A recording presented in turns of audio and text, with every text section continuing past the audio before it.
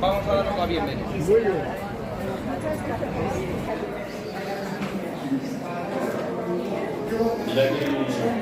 Ya.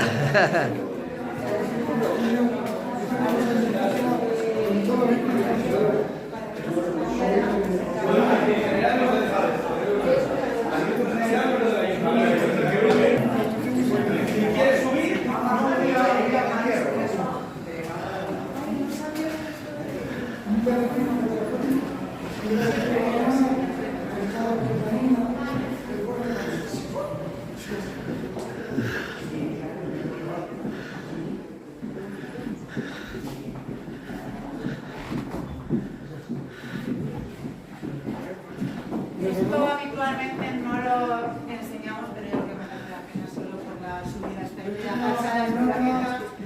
Pero esta subida de manera espectacular, sí. Y creo que...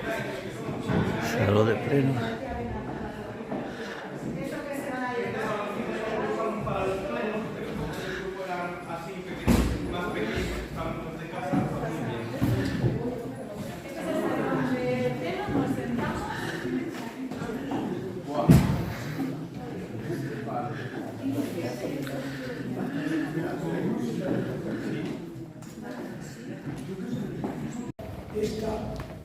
Este pequeño detalle muy significativo,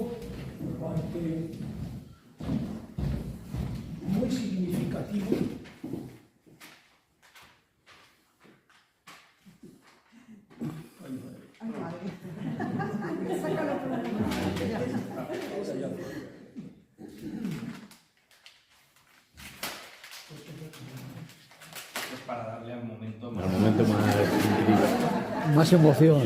Más emoción, claro. el celo que ha puesto Yolanda en poner este celo. Ay, qué bonita. Qué bonita. Vamos a poner un tío. Qué bonita.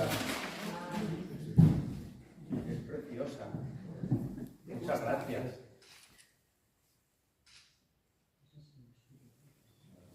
Muy bonita. La constancia está en esta metopa y José Ángel. Es con todo el cariño y con todo el agradecimiento por lo que estáis haciendo desde el primer momento. El agradecimiento es nuestro, lo digo de verdad, ¿eh? Gracias.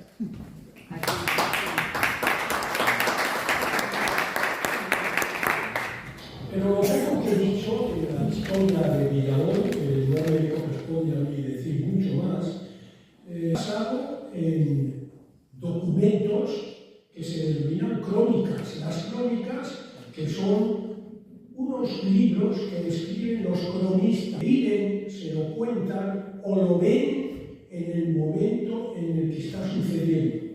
Y aquí no me queda por menos de leer un documento en el que ya se inicia lo que he dicho, que el rey Juan I otorga la merced a Leonor Urraca, a la mujer del infante Fernando, la villa de Villalón.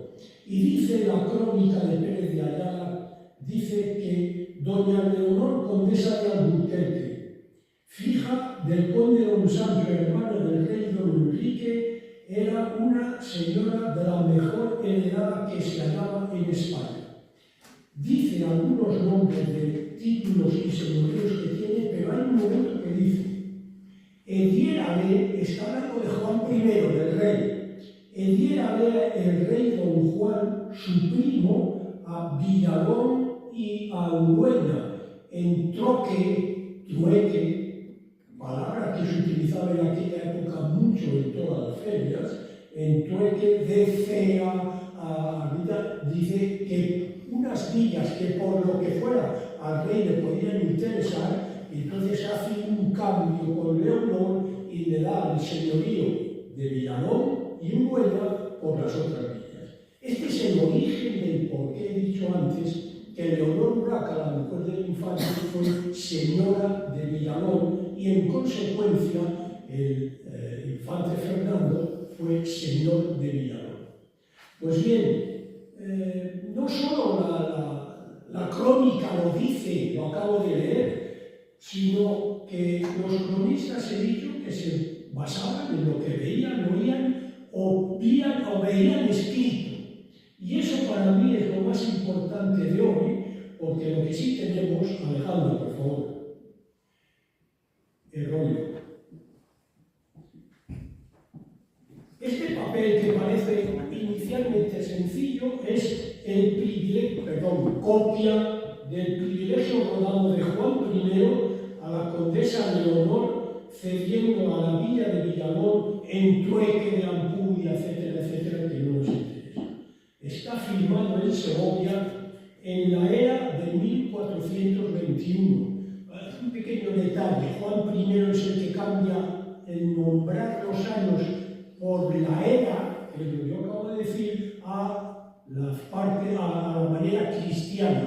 Y hay 38 años, hablar de números no me gusta mucho, 38, lo he dicho bien, 38 años de diferencia. Está firmado en la era de 1421, que corresponde exactamente, como he dicho antes, a 1383. Y este documento es el que yo voy a mostrar y dar al corregidor para que vea una copia de ese documento en el que el rey Juan I da la merced a Leonor de la villa del Villalón. Esto es un privilegio rodado. El privilegio rodado era el documento sublime en toda Castilla en aquella época. Y se llama rodado porque en la parte normalmente central y inferior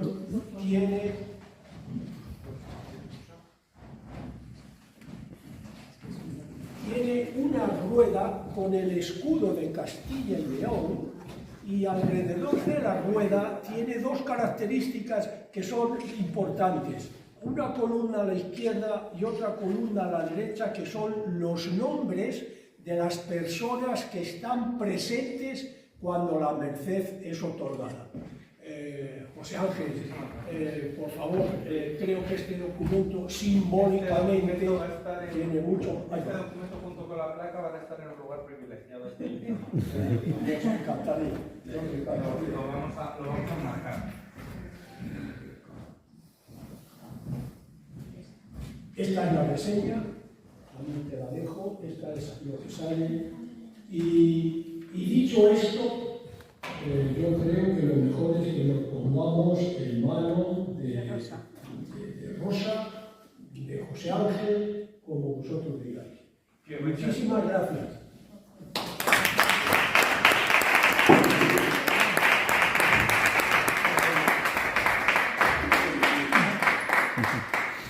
Pues estáis en las mejores manos, créeme.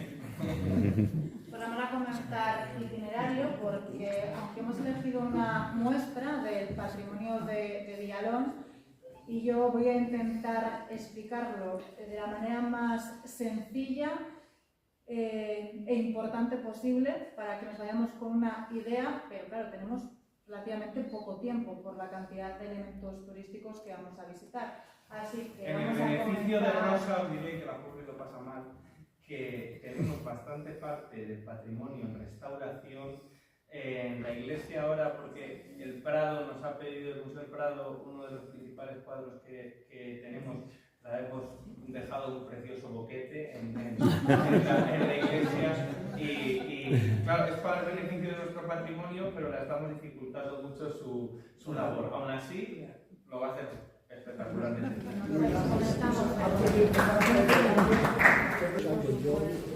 Donde tú me digas que no haga daño aquí. Pasa.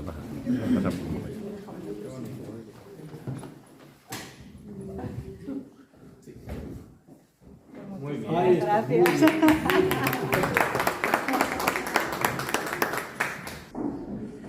Aquí tenemos pulpites, como antes en el colegio. Con el escudo de Villalón, Ricardo y el Cristo. ¿Qué tal la noche? Eso cambia las cosas.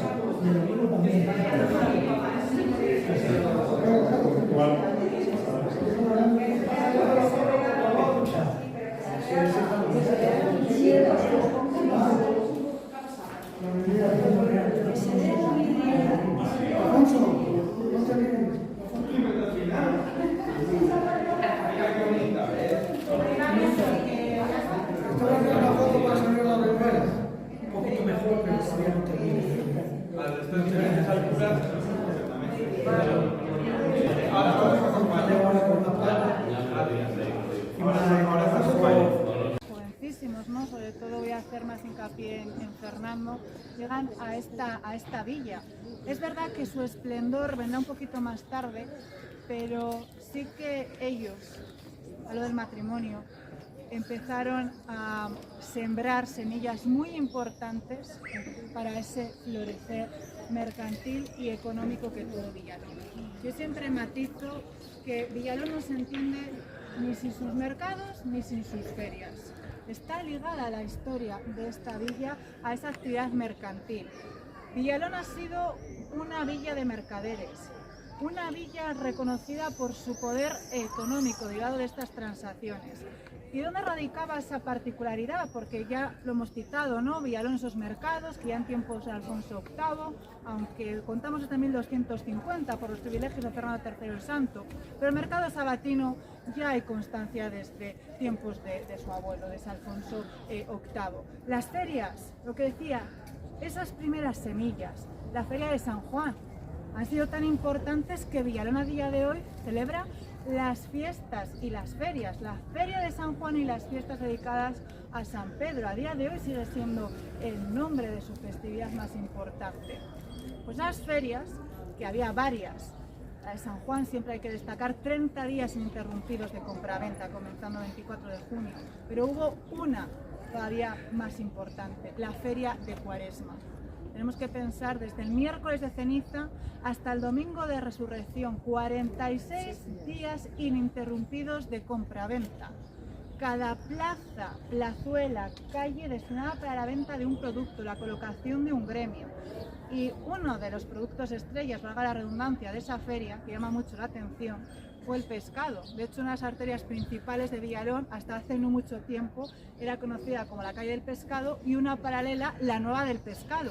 Tiene todo el sentido por el momento en el que se celebraba esa feria. ¿De dónde venía esta mercancía? Del norte, de los puertos de Laredo, de San Vicente de la Barquera principalmente. La conservación, salado, evidentemente, porque había, y encima en aquellas el transporte, los arrieros, por muy rápidos y muchas rutas que tuvieran ya consolidadas, días tardaba en llegar aquí. Además de esto, me gusta matizar, la feria de Villalón no solo era de mercancías, que aquí viene la particularidad y lo que dio gran riqueza a esta villa, también lo fue de pagos.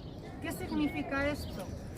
Allanándolo muchísimo, podemos decir que la gran bolsa, sobre todo en el siglo XV, estaba aquí afincada. Villalón llegó a acuñar su propia moneda, tenía ceca propia. Imaginemos la cantidad de riqueza que podría tener Villalón en ese tiempo. Competía con grandes plazas. Es más, yo siempre matizo que las monedas de Villalón, la V que venía marcada, está destinada para la localidad. Y a veces que se han encontrado monedas se lo han confundido con otras que empezaban por la misma letra. No, la V dedicada a Villalón. Rollo jurisdiccional, buque insignia junto con el queso. No lo conoció nuestro querido Fernando Llán. Un rollo, uno de los elementos más destacados a nivel internacional en lo que se refiere a esta tipología. ¿Por qué? ¿Qué tiene de especial el rollo de Villalón? La belleza de la piedra. De los que se han conservado, no hay ninguno que tenga tan relieve. Antes de nada, voy a desmitificar por si acaso el uso de un rollo, porque hay veces que en el imaginario colectivo confundimos la función, ya que se han remezclado con la de otros elementos como la picota, el humilladero o el crucero. Un rollo simplemente marcaba el poder al que estaba sometido una villa, es decir, quién mandaba. ¿quién erige este rollo? ¿Quién lo manda a erigir? Los condes duques de Benavente, que serán señores de esta villa posteriormente a los tiempos de Fernando el de Antequera. Para marcar ese gran poder de esta familia, el cuarto conde, primer duque de Benavente, Rodrigo Alonso Pimentel, manda construir este elemento arquitectónico. Para ello, cuenta con los artífices que trabajaron en las agujas de la Catedral de Burgos. Es una auténtica pieza, una pieza de orfebrería en piedra. Todos los detalles que vemos hay que englosarlos en un estilo artístico. Queríamos que sea gótico, flamígero, isabelino, pues es el estilo de los reyes católicos. Elementos un poquito, pues decimos, en el momento de transición más góticos, tendríamos las bichas, coinciden con los puntos cardinales, no es casualidad, siempre trasladamos ese mensaje. La familia se mueve en todas las direcciones. Los perritos que tenemos en el segundo cuerpo ya es otro refuerzo, en este caso positivo, esa idea de protección de esta gran familia. Tenemos plasmado también en los relieves la importancia de la redundancia de Villalón. Los rostros que vemos a lo largo de todo el fuste estaban inspirados en mercaderes, comerciantes. Es más, que han plasmado esa importancia de mercadería, de dónde venían, porque no solo eran comerciantes de lo que actualmente sería el Reino de España, venían de diferentes zonas de lo que actualmente es Europa, incluso el norte de África. Y prueba de ello es este lateral, por eso me suelo colocar aquí, es mi lateral favorito del fuste, porque nos fijamos en la hornacina, vemos que tiene ese arco conopial, justo encima hay un medallón. El rostro de ese personaje, vemos que las facciones tienen que ver con las del castellano. El grosor de las fosas nasales, de los labios, elemento exótico, pendientes. También venían del norte de África a vender mercancías. Esto a veces que pasa un poquito desapercibido. Eso queda plasmado. Si nos fuéramos fijando en todos los relieves, cada uno tiene el atuendo típico de la zona que venía. Venecia, Florencia, la zona de Flandes. Pensemos que aquí el mercado lanar era de lo más importante y se llevaba a otros puntos de lo que actualmente sería Europa. Curiosidad, la piedra. Estamos en la comarca de Tierra de Campos, comarca de materiales pobres. Por eso aquí las construcciones, principalmente en qué las vamos a ver, en ladrillo, adobe y tapial. La piedra solo se utilizaba para dar mayor sujeción y constancia a esas construcciones ligadas a la nobleza, bien iglesia o familias importantes, es decir, ligada a esos nobles civiles. Pero solo primeros cuerpos, y vemos aquí el rollo, toda una pieza en piedra. Pues bien, eran tan buenas las relaciones mercantiles entre Villalón y Burgos que cuando Rodrigo Alonso Pimentel solicitó a los artífices de la catedral para dirigir las obras de su rollo jurisdiccional, no solo vinieron aquí los famosos hermanos de Colonia, se piensa que principalmente fue Simón el que dirigió, es que donaron la piedra. Esta piedra vino de la cantería de Ontoria, es la misma piedra con la que se construyó la catedral de Burgos, no es piedra de la zona. De hecho se ve perfectamente la parte final de la construcción, el florón, la parte superior, eso ya no viene de Ontoria. Nos fijamos en el color, el fuste y el remate que ya se utilizó, piedra de canterías de la zona. El rollo de Villalón tiene más de 10 metros de altura. Bien es cierto que solo la escalinata tiene casi 2.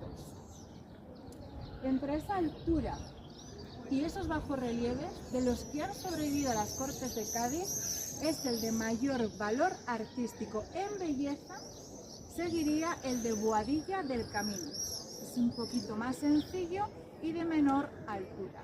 Curiosidades, decir que el señor que lo mandó a erigir no conoció la obra finalizada. Rodrigo Alonso Pimentel falleció en el 1499.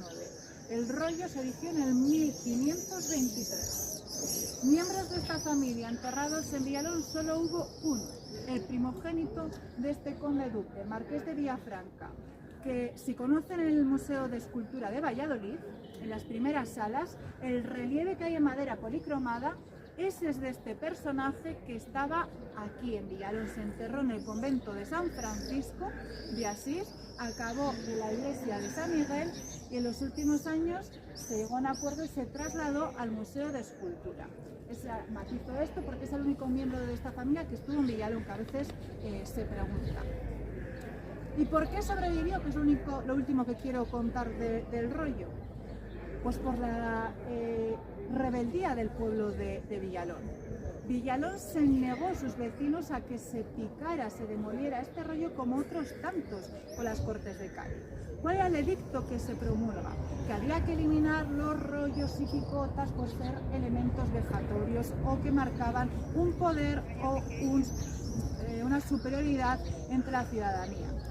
¿Por qué el pueblo de Villalón no quiso? Pues porque esta familia consiguió muchísimos privilegios para sus ferias y sus mercados. Además, esas ordenanzas que consiguieron el buen hacer de comerciantes y una buena convivencia en sus ferias y mercados. Por ese motivo, por esa rebeldía, se conserva, a excepción, nos fijamos en la parte del florón, entre las dos pilastrillas, adivinamos como esa silueta de una bordadura de un escudo de armas. Eso se picó. En todos los laterales estaban las armas de esta familia, lógico y normal, para saber de quién era el señorío al que acudían vecinos y sobre todo transeúntes, sobre todo los comerciantes y mercaderes. Aparte que se adulteró del rollo. Debido a esa calidad artística ha habido muchas coprillas. Una de ellas reza así: campanas las de Toledo, catedral la de León, reloj el de Benavente y rollo el de Villalón. Es decir, que ya todo esto queda plasmado debido a esa belleza. Y yo lo último que os cuento, como no hay nadie de Burgos, creo, o espero, ¿sí? Pues lo siento mucho, pero es el orgullo de los villaloneses el que tienen sobre esta obra, que dicen, y además con la boca muy llena, que lo que sobró, esa piedra que sobró de hacer el rollo de Villalón, hicieron la catedral.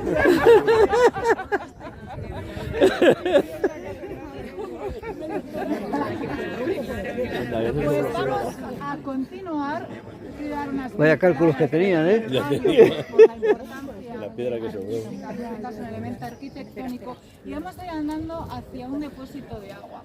Un depósito de agua bajo tierra que, aunque no aparece en documentación y con su lógica, pudo estar vinculado al alcázar que tuvo Villalón, a esa construcción donde seguramente residió nuestro hilo conductor Fernando de Antequera y Leonor de Alburquerque. Como vamos a ir rodeando y seguramente vayamos hablando, lo voy a explicar ya desde aquí. Todas estas fachadas que tenemos en la parte superior, vamos a ir rodeando toda esa manzana hasta el agua. Pristinamente ahí estuvo ubicado el alcázar que tuvo Villalón, tiene todo el sentido. Es la zona más elevada de lo que después fue el núcleo poblacional. Cuando cayó en desuso, que tiene todo el sentido, se nombra ya a Fernando, rey de Aragón, se cedió a la orden de Santo Domingo. Fernando de Antequera y Leonor de Alburquerque fueron los que fundaron el convento de Santo Domingo. Y con la desamortización se empezaron a hacer viviendas. Comentar que si pudiéramos ver una fotografía con prisma cenital, adivinamos todavía perfectamente la estructura de Santo Domingo.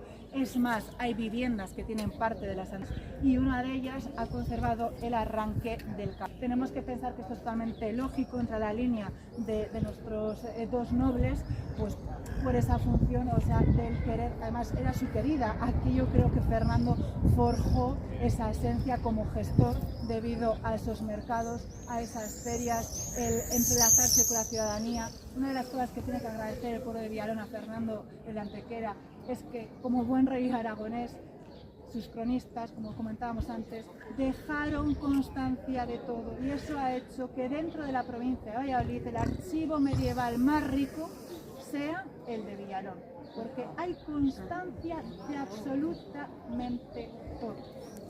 Ellos quisieron, yo creo, que tener ese guiño, además que era habitual de ellos, pues para seguir protegiendo a la parte religiosa, seguir aportando a diferentes núcleos poblacionales, pues esa fundación, que fue uno de los conventos pues, más importantes que tuvo esta localidad. Villalón tuvo 4 conventos: el de Santo Domingo, el de San Francisco de Asís que he citado, el de San Francisco de Paula y el más antiguo fue uno de Temple. hectáreas, que sí que estaba un poquito ya más en las afueras, casi a 3 kilómetros.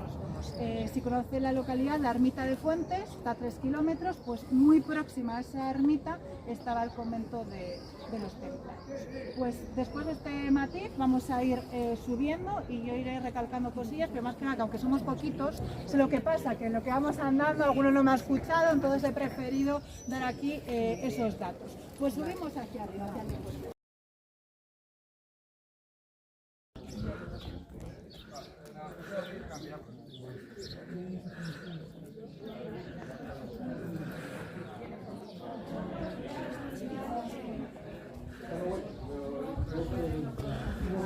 Podéis bajar, sí. Sí, vamos bajando. Yo os voy a trasladar mis teorías. Venga, hay que bajar. Documentación yo no he encontrado. Eso te digo, que yo no encuentro documentación porque no encontramos en archivos públicos, no significa que no. Esta era la cisterna. Esto está instalado totalmente. Esto ya lo visto y lo Un depósito de agua, como un aljibe.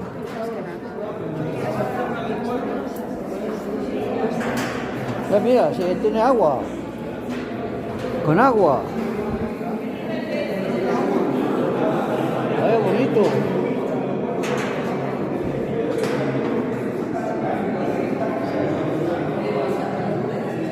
Vaya bonito.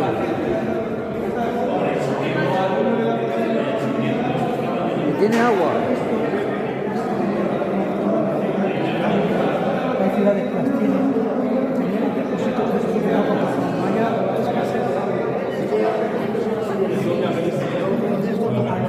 esta semana ahí los guantes, ahí tienen los guantes.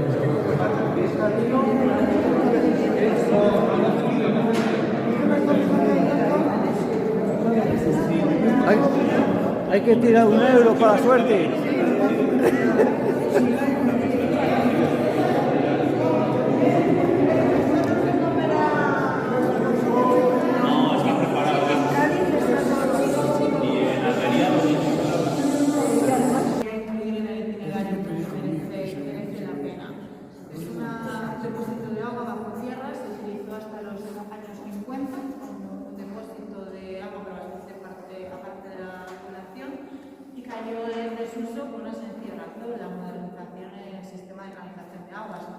No es casualidad que uno de los 3 depósitos de agua de Viado esté prácticamente anexo.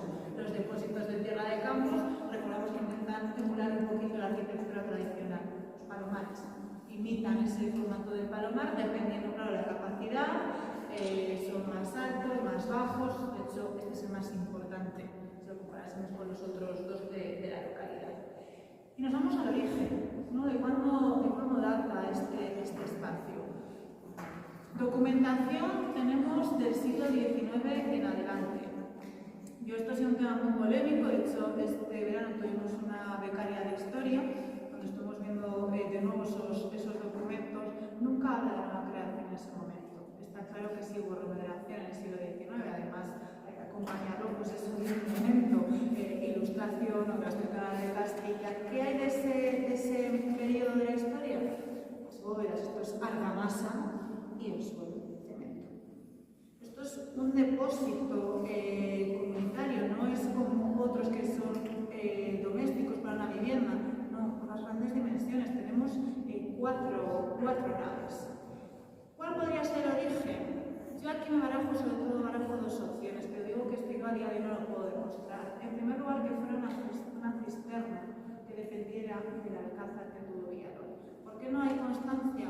Por seguridad, estamos hablando de un depósito de agua, en lugar de abastecimiento de aguas. Esto no iba a figurar. El alcázar, como decía, ocupaba este espacio, tendría todo el sentido. Y que después, bueno, tenemos aquí este espacio, se fue remodelando y adecuando a las modas del momento.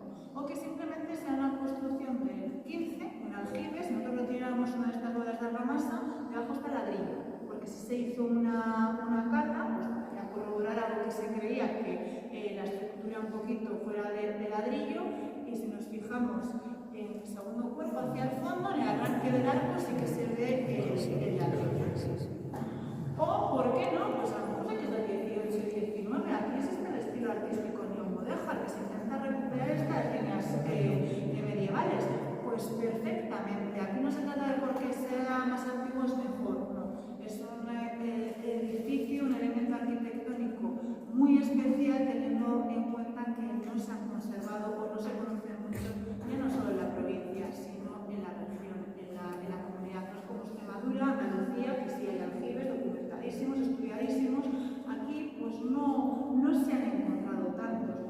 Igual lo mismo, que quizás sí que están ocultos bajo tierra. El origen de la recogida de aguas. Pues a lo mejor en ese momento sí que hubo recogida de aguas pluviales. Yo no he visto una bóveda retirada. Si tiene orificios está claro de dónde recogía agua. Pero sí en los últimos años de uso está claro que. ¿Por qué? Primero porque vemos la argamasa y segundo, si nosotros nos fijamos hacia el fondo y a la derecha, hay como un pequeño desnivel.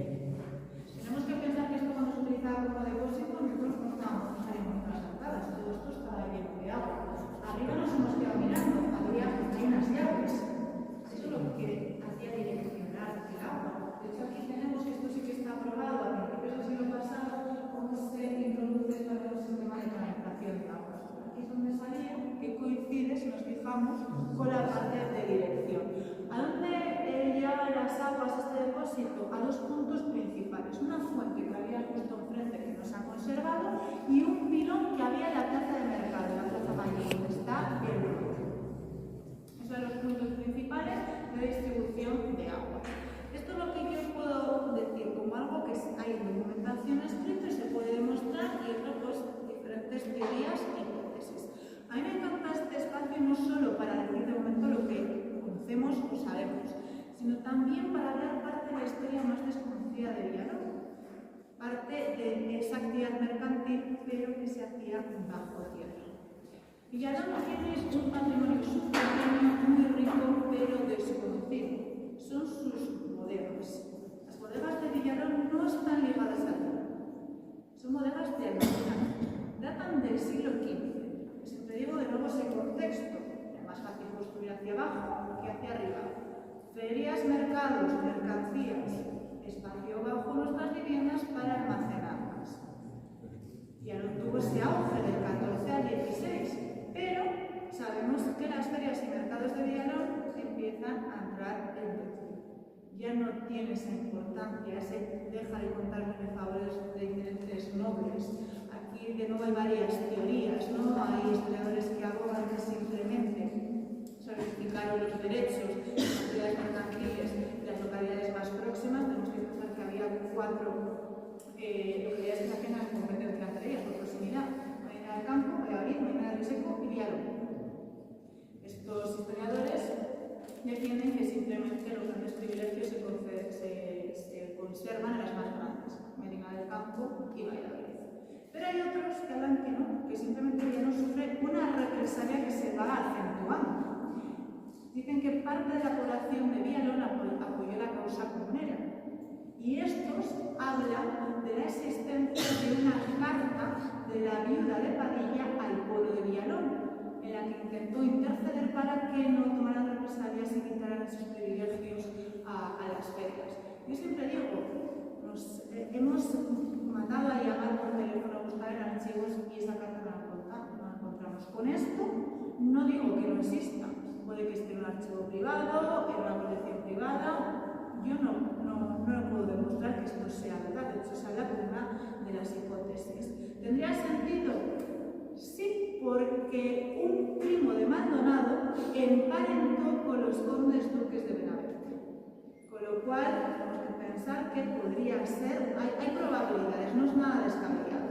Yo siempre me he declinado mal por la primera opción que he comentado, pero bueno, son las dos hipótesis que se barajan. La realidad es que, eso todavía en el siglo XVIII, la importancia que tenía la unidad mercantil ya no está.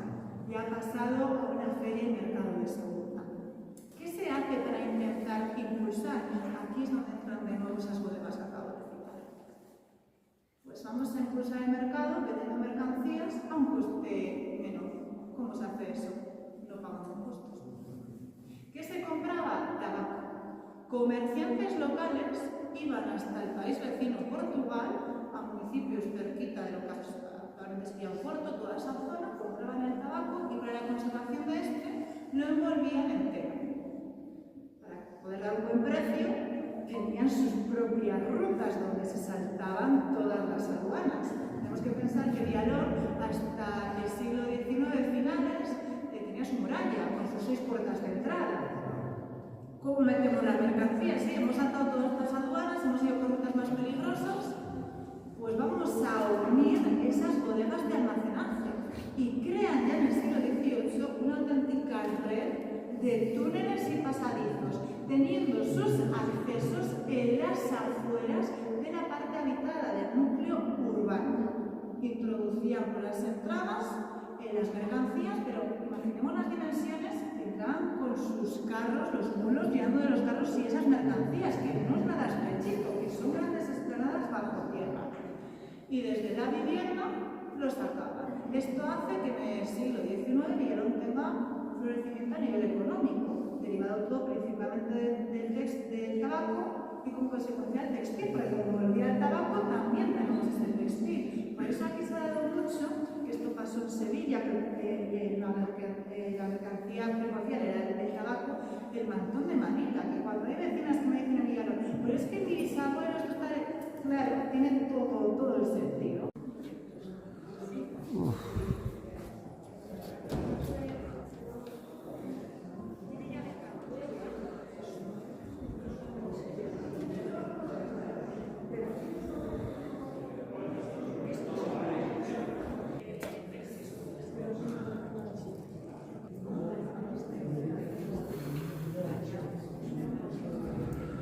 Nos acercamos para esta zona. Siempre digo que ecléctico, aquí hay una fusión de estilos artísticos muy maravillosos. El templo más antiguo, el primitivo, data de finales del 12, principios del 13. Pero de ese solo quedaría parte de la torre. Los 3 primeros cuerpos son los de pie. En el siglo XIV se construye el templo mudéjar. Pues siempre recuerdo, matiz, para los mudéjares, la parte más complicada de elegir es la torre. Por eso la conserva. Con lo cual, esa iglesia del siglo XIV, esa iglesia mudéjar, se construye de una manera típica. ¿Qué es lo normal? De la cabecera a los pies, por esa catequesis. La salida del sol es el ritual de purificación. En este caso se construye de los pies a la cabecera. El cierre, artesonado mudéjar. Siglo XVI, se añade una cuarta nave. Además, yo me coloco aquí porque se ve muy bien. Nos fijamos en el arco del 14, que está más hacia nuestra derecha, y la apertura de esa cuarta nave con un nuevo arco. Han pasado casi 200 años. El ladrillo, vemos que las dimensiones son diferentes. Si nosotros no hubiéramos manipulado, porque en los 70 los vecinos de la localidad con la mejor intención retiraron los estucados barrocos. El problema es que dañó la estructura y por supuesto se llevaron parte de la policromía. Esto fue hecho por artífices que estaban vinculados a las escuelas toledanas y andalusíes. Esto recordaba en su momento más a una mezquita que a una iglesia. Si esto lo han hecho los profesionales a retirada de los estucados, tendríamos esa sensación por el tipo de líneas que siguieron en su momento. Tenemos el ladrillo cortado a ser, la serie de movimientos, como vayamos rodeando, vamos a ver muchísimo mejor esa esencia mudéjar. El cierre, si nos fijamos, las naves laterales son estas ruedas de crucería que se colocaron en el 16. De la nave central se hizo en el 18. Si pudiéramos ver a través de ellas, están los restos de artesonado mudéjar. Vamos a ver una muestra del siglo XVI. Lo que hay en estas naves es del 14, pero sí me ha dicho que está en mal estado, está bastante dañado y deteriorado. En el siglo XVII se hace ampliación de la cabecera y en el siglo de las ferias y mercados, y no interesaba quitar espacio a la plaza principal, a la plaza de mercado. Por eso tocaba un poquito más de crecimiento hasta hacia esta zona. Más curiosidades. Templo construido por manos mudéjares. Va a ser un buen ejemplo para la construcción. Cuarta nave. Nos fijamos en el ventanal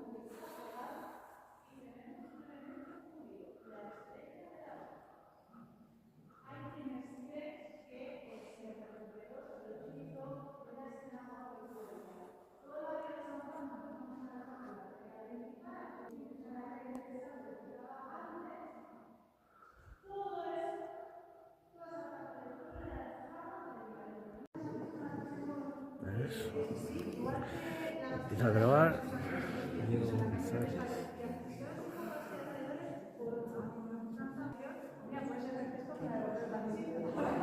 La inscripción, que es muy raro lo que Zoom está escrito.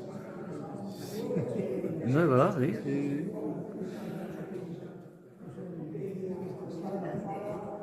He visto yo también una imagen así, con la mandíbula caída, y parece que fue un crucifijo, o algo así.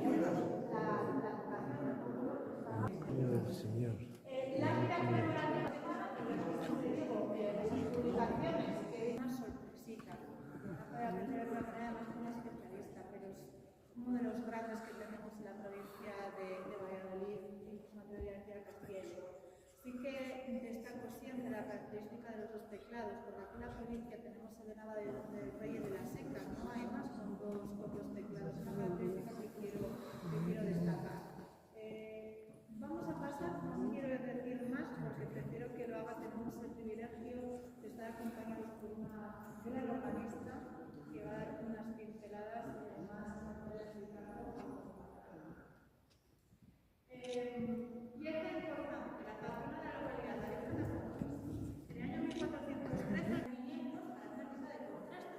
Fijamos en lo que es la imagen en sí, es muy básica, es muy básica, esas necesidades.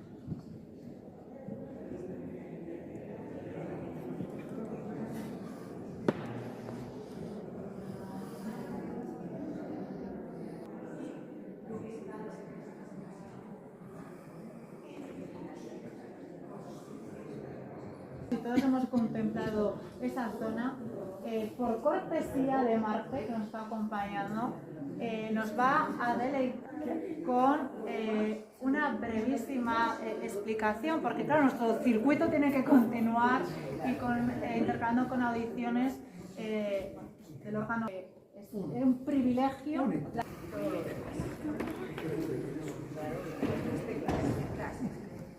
Bueno, pues ya estamos todos. Sí. Ya estamos todos. Vale, estamos, ¿no? Pues estamos ante un órgano barroco, como antes ha dicho Rosana, del siglo XVIII.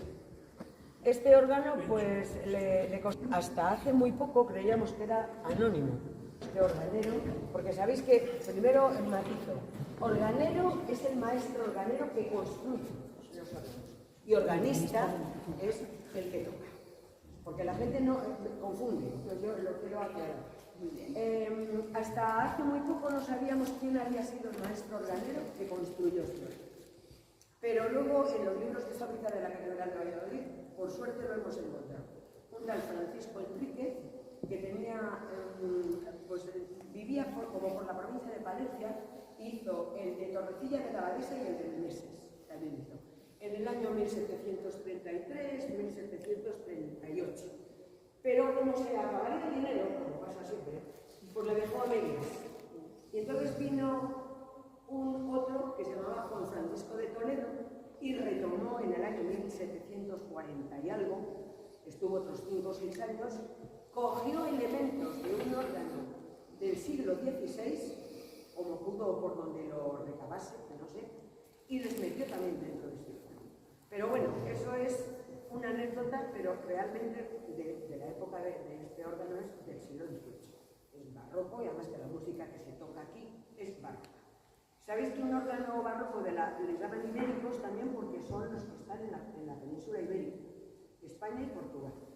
Nosotros vamos todos los años al Festival Internacional de Órgano de Braga porque solo en Braga hay más de 50 órganos sin salir de la ciudad.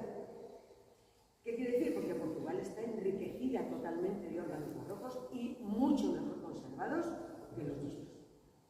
Pero mucho mejor. Tienen un estilo de la cultura que no tiene nada que ver. Dentro de que hablamos de que Portugal lo tiene muy bien organizado. Y hemos estado, pues, salíamos en 3 conciertos diarios en diferentes iglesias. Porque todos funcionan, todos. Y funcionan en las funciones religiosas. Y se tocan en las misas, en todo momento. Aquí, pues, aunque les haya que funcionan, no se tocan. Y los que no funcionan, siguen sin funcionar. Porque fijaros cómo están los de Portugal. sin salir de coro.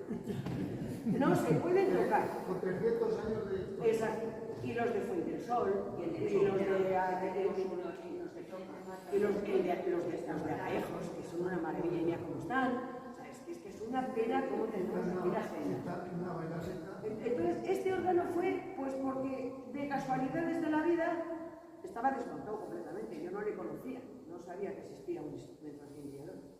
Y entonces alguien que bajó la mano a la Junta, a las asociaciones de órgano, pues a Lucía Reaño, que era nuestra referente en el mundo del órgano, que falleció hace 2 años, pues hicieron todos una mención especial a que este órgano se tenía que restaurar por lo de siempre, porque tienes un privilegio, un amigo, un conocido, un contacto, no sé qué. Y entonces la Junta no es que nos diese el dinero para restaurarle, sino que lo mejor de todo fue que nos dijo, arregladle y me presentáis el presupuesto. Y la Junta os paga. Fueran 3 millones, 20, 40. No es que te diesen 10 y luego te costó 15 y lo tenías que poner tú, no. La Junta se hizo cargo de todo el proyecto este. Entonces, esa es la suerte que tuvimos en el año 1990. 16 millones. Que es 16 millones de pesetas en el año 1990. Porque ahora me preguntan, ¿cuánto puede costar un órgano? Digo, la referencia que yo tengo con los organeros que conocemos, que son el de Torquemada y el de Tordesillas, cada registro, porque estos se llaman registros. Esto es un registro. ¿Qué es el registro? Pues el que suena para que el órgano suene, porque si no, porque se abren las válvulas que suenan. Cada registro, ¿cuánto nos han dicho últimamente que cuesta? Pues ahora ya a lo mejor 2.000, 12.000 euros por... 2 millones, 1 millón de euros, o 1 millón de... no, 12.000 euros cada registro. Y como mínimo un órgano para que suene, tiene que tener 6, 8. Entonces, ¿qué localidad puede con ese gasto? Para luego que no se toque. Ese es el problema. Ese es el problema. Entonces, bueno, pues yo no os quiero meter más en esta... Bueno, está hecho de... Esto es totalmente artesanal. Los órganos barrocos son artesanales. Aquí no hay máquinas todavía que lo metan en una cinta y se haga. Por eso cuesta 4 años, 5 años arreglarlo o construirlo. Entonces, este se inauguró en el año 1990 y le hizo el que la Junta contrató, como era ella la del dinero, un organero de Madrid que se llamaba Luis Marat. Y bueno, pues le llevó primero a su taller que tenía en Madrid, hizo todo lo más grande y luego aquí estuvo viviendo 2 años hasta que le terminó de preparar es que es horrible, ¿no? Entonces, claro, la verdad es que este teclado de abajo ha estado un poco deficiente porque no le quedó bien, porque es que tiene un mecanismo muy complejo metido aquí. Luego, si tenemos tiempo, lo sacamos y lo veis, porque es muy curioso. Entonces se me quedaban teclas tenidas, no se podía tocar por la medio de una celebración religiosa, se quedaba y tienes que desmontarle, quitarle. Pero bueno, por suerte ahora tenemos un taller de organería en Medina de Río Seco. Yo llamé a Ana Caramanchaza, que vinieron, y bueno, desde entonces está mucho más duro que el de arriba, para tocarle es complicado, pero se puede tocar. Y además hago ecos, que ahora os hago una pequeña demostración, que yo no tengo, Rodrigo, cuando hemos cantado la cantata 147 de Juan Sebastián Bach, tengo que tener un coro que me cante. Pues aquí no le necesito. Porque digo, acompaño con este y el coro de repente empieza a cantar con este. Porque ya verás tú que viene, no necesito coro. Como pasa, bueno, encima estos teclados tienen teclado, o sea, partido. Quiere decir que de aquí para acá suena la mano izquierda y de aquí para acá suena la mano derecha. ¿Qué pasa? Pues que esta mano derecha tiene registros solistas, que llamamos, entre ellos la corneta. Yo les digo a los niños cuando vienen, que vienen muchas veces a que yo les explique, a los del colegio, los del instituto, tal, digo, cuando tenéis una boda y la novia quiere que se cante el Ave María de Schubert, los 40 principales, ya todo el mundo nos encanta el Ave María de Schubert, pues yo no necesito una soprano que me venga Ave María, no, porque no es tan fácil, cuesta dinero. No hay tantas sopranos sueltas por el mundo para que vengan. Entonces digo, bueno, pues yo lo acompaño yo sola y luego saco mi corneta y la corneta va cantando la verdad divinamente. Y también os voy a hacer una pequeñísima demostración para que veáis que yo no necesito ni coro ni soprano. Porque este órgano, o sea, es como el rey de los instrumentos, es como se le llama. A un órgano barroco se le llama así, el rey de los instrumentos. ¿Por qué? Porque tiene una orquesta metida, completa aquí. Tiene oboes, tiene clarines, tiene la especie de violines, tiene trompetería. Yo no necesito una orquesta sinfónica, ya lo tengo conmigo. Porque con este teclado tan pequeño que veis aquí, no sabéis el sonido que sale. O sea, atruena la iglesia y parte de la playa, si estuvieran abiertas las puertas, ¿vale? Entonces, yo dentro de lo poco que os puedo, luego os acercáis, veis, porque es que es muy curioso, además, porque es difícil tocar órganos, como hablábamos antes. Estos son octava corta, en la mayoría de los casos, no todos, pero este es de octava corta. El de Fontanet también, el de Medina del Campo también, son de octava corta. ¿Qué ocurre con la octava corta? Porque al no haber dinero ni sitio para poner un teclado convencional, que es un piano, pues entonces aquí lo reducen y aquí el do es el mío. El re es el fa sostenido. Entonces, si yo me estoy acostumbrado a tocar do, re, mi, fa, sol, así, vengo aquí y me vuelvo loca. Porque el do es el mi, el re es el fa sostenido, el re es el sol sostenido, o sea, un cacao. Lo que pasa es que los que ya estamos metidos en este mundo, digo, yo siempre pienso, pues si me mandan a tocar algún sitio, ¿es octava tendida o octava corta? Entonces ya estudio sobre, pero es un problema, Entonces, entre otras cosas, por eso es difícil tocar. Y luego, ¿por qué es difícil tocarle? Porque cada música es un mundo. Entonces, tú no puedes tocar aquí, lo que digo siempre, antes hemos hablado de por Rodrigo, el aleluya de Händel. No puedo, no tengo teclado suficiente para tocar el aleluya de Händel, porque el aleluya de Händel se tocaba con una orquesta en el mejor de los casos, y con un gran coro. Yo no puedo tocar. Entonces yo, no es que sea yo muy purista en este estilo, pero digo, bueno, vamos a intentar hacer lo que el compositor quería, dentro de lo que tenemos ahora, ¿no? Entonces por eso me niego en redondo a tocar el aleluya de Händel en un órgano.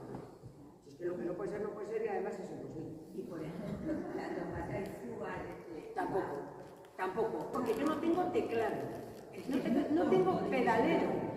Ah, claro. No es que los órganos más modernos, entre comillas, los de Europa, en Holanda, en Alemania, en Francia, no tienen nadie todo esto. Son todos así. Pero esos tienen un pedalero completo, porque viene dentro de su formación. Bueno, eso es otra cosa, el que tengan 7 o 8 teclados es lo de menos, porque eso es un poco igual. Puedes hacer más cosas cuanto más teclados tenga, pero bueno. Pero es que este es un sistema mecánico, cosa que esos no. Puede ser eléctrico, puede ser que vienen por cables desde no sé dónde. Habéis visto en montones de sitios que el teclado que tocan le tienen allí y el organista y el órgano suena desde allí. ¿Por qué? Porque está viniendo el sonido, no está el organista aquí directamente tocando, o sobre la consola. Solo la tiene la dos, a tomar por saco, de la catedral, ¿sabes? O sea, eso es otro sistema. Con lo cual no podemos nunca comparar los órganos europeos con los ibéricos, que son Portugal y España. Ese es el tema. Entonces, estos órganos son más privilegiados que aquellos porque hay más de aquel tipo en Europa que estos. Entonces, bueno, siempre hay alguno por ahí suelto, pues en Ámsterdam hay unos cuantos muy buenos, pero muy poquitos.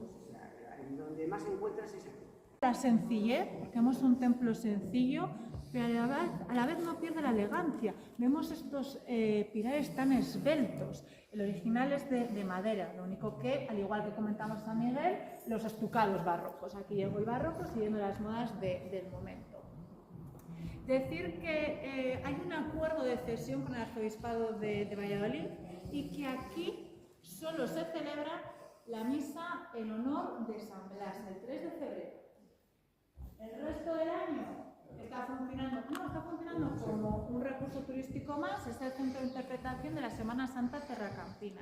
Yo no estoy muy de acuerdo con esa idea por una sencilla razón, por la proximidad que hay hacia Medina de Río Seco. Creo que en este caso las comparaciones son odiosas. La Semana Santa de esta zona es más sencilla, es más austera, es ese recuerdo por la Semana Santa castellana. Las piezas que hemos ido viendo pues son piezas de otro nivel artístico, son piezas del siglo XV, XVI, y yo me voy a centrar por tiempo en dos que me parecen particulares. En primer lugar, esta que tenemos aquí, actualmente evidentemente por el Estado no se está profesionando.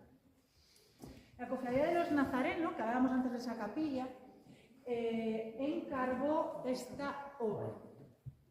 Es una copia de la escalera del descendimiento de la Vera Cruz de Valladolid. En concreto, la primera copia que se hace, la de Medina de Río Seco, es posterior a esta. No dejan de seguir las líneas del gran Gregorio Fernández, que siempre digo que es lo mejor que da la imaginería barroca española.